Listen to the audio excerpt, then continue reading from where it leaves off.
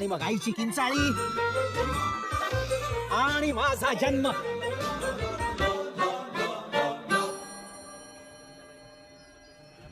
हे बघा, हे नाव छान आहे, अजात.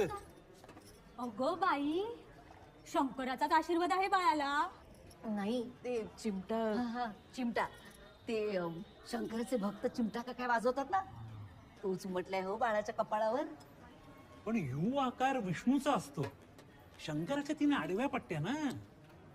जाऊ दे, दोघांचाही आशीर्वाद आहे असं समजूया. हो हो, आशीर्वादच, दुसरं काय असणार. आशीर्वाद म्हणजेच आशिष आणि तेच माझे नाव पडले.